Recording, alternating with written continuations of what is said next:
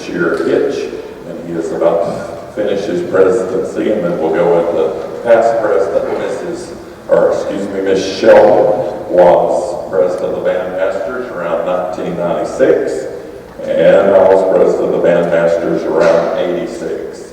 It is very interesting to me that with some of the huge universities that we have in our state, and certainly down around the Greensboro area where we have our conventions, that the state of North Carolina continues to return to Mars Hill University for leadership. Feel free to applaud.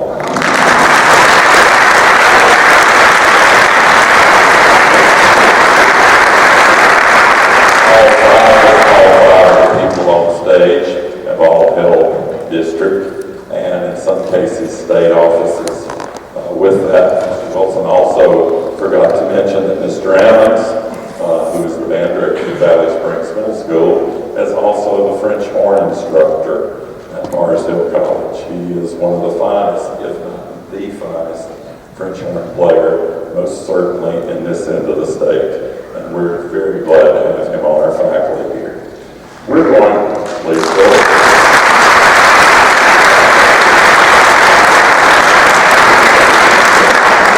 Tonight's university part of the program was picked a little bit because the people that would be on our stage, two of the three numbers, they played while they were here at Mars Hill. The first one, some of them, and it is entitled Tulsa. You will hear just some prairie songs at the beginning. You'll hear the wagon train start moving toward the west. You'll hear the Indians attack the wagon train. If I'm politically incorrect, I'm sorry, but the Native Americans. You'll hear the cavalry come to save them, and then you'll hear them settle and start to drill for oil. As soon as they strike oil, there's a big parade through the street, which ends up in a square dance and a hoedown there at the end. And then all of these different melodies come together. We hope you enjoy Tulsa.